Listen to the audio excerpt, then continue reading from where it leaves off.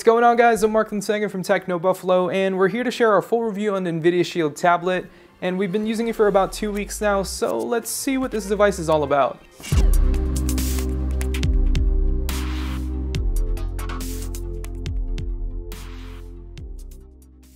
NVIDIA stepped it up last year when it introduced the NVIDIA Shield, now called Shield Portable. It was basically a 5-inch Android device with a controller permanently attached to it. Even though it was plenty powerful, it was a niche device that was only really good for gamers. NVIDIA soon followed that up with a reference tablet known as the Tegra Note 7, which also introduced consumers to its direct stylus technology. NVIDIA's new Shield tablet, on the other hand, is the best of both worlds, appealing both to gaming enthusiasts and casual tablet users alike. It's NVIDIA's first must-have tablet, and the first tablet to be driven by the crazy powerful Tegra K1 processor. The Shield tablet also features an 8-inch 1920 by 1200 IPS display. It comes with 2 GB of RAM on board and 16 GB or 32 GB of internal storage, the latter which isn't available just yet at the time of this review, though both are expandable to 128 GB via microSD slot. It also supports pure Android 4.4 KitKat, which is a great addition to the tablet. And most importantly and impressively, it's a console impersonator complete with an optional Wi-Fi direct controller, an HDMI port for connecting to your TV, and you can pretty much say that it's the most powerful Android tablet you can buy. The Shield tablet is a little on the chunky side though, but it's still a slick little 8-inch tablet. It reminds us a bit of the Nexus 7 morphed with an HTC One due to its dual front-facing speakers, and we don't mind that one bit.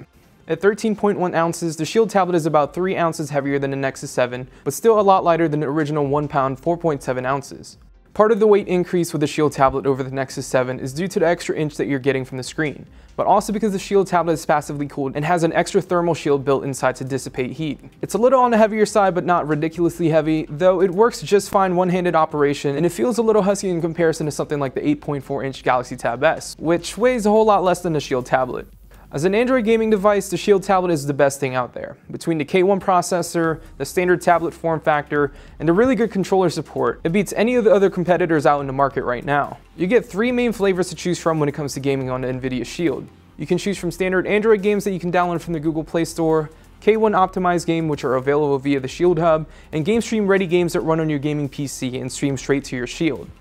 For now, the catalog of Android games optimized for the K1 processor is limited, but you do get titles like Half-Life 2, Portal, along with Trine 2. We tried out all 3 games, and the graphics and performance of each was impressive on the Shield tablet, which was a noticeable step up from NVIDIA's original Shield device. We actually did a video about gaming on the Shield tablet, showing off Game Stream, Grid, and Portal in action, so you can check that out in the link down below.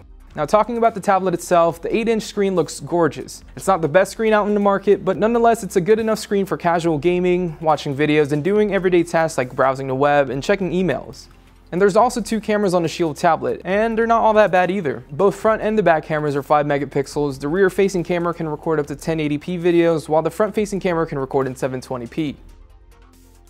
Battery life on the Shield tablet is okay too. The 5300 mAh battery is plenty big, but not the best when comparing to something like the iPad mini with Retina, or even the Galaxy Tab S. During our testing, we spent a lot of time streaming games from NVIDIA's beta Grid service, casually watching Netflix movies, and we still got about an average of 8 to 10 hours of usage and about a few days of standby time when we used the tablet over for a 2-week period. But considering that this tablet is running NVIDIA's new K1 processor, that makes a lot of sense. NVIDIA did, however, include a power control option within the settings app, so you can change how the processor performs to save on battery life or to maximize your performance on the Shield tablet. And there's also My Power mode, which you can customize things like max CPU cores, max CPU frequency, and limit the frame rate when gaming. So these little software tweaks are definitely handy to have, and I'm glad that they're included in here.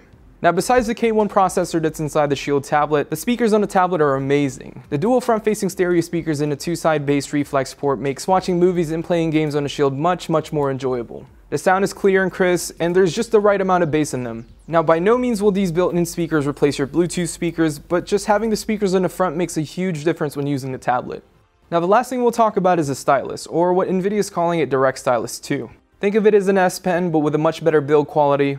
It's made out of plastic, yet it doesn't feel anything like plastic. It has a nice aluminum finish to it, and also has a pretty nifty weight to it as well. Now, I'm not much of an artist, but the Dabbler app is pretty impressive. Not only does it use the stylus as a paintbrush, but it also models the layering of oil paints and dripping of watercolors on a simulated canvas in real time using the Tegra K1 processor. It's definitely not something like Photoshop, but for those who think visually, the Direct Stylus 2 and the Dabbler app is a great combination. NVIDIA's latest device is definitely a great buy for those who are in the market for a tablet, whether you're a gamer or not.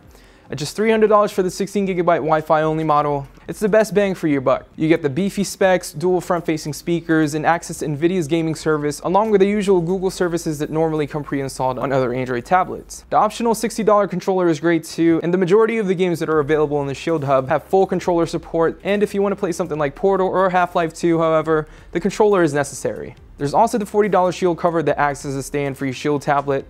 I think it's a great cover, but the price tag is a bit too high for our taste. The Shield tablet is not just for gaming, but also for those who like to casually browse the web, writing emails, or watching Netflix. It really just depends on whether you need the extra power that the K1 processor offers. So to wrap things up for you guys, I'm giving NVIDIA Shield tablet a Techno Buffalo score of 9 out of 10.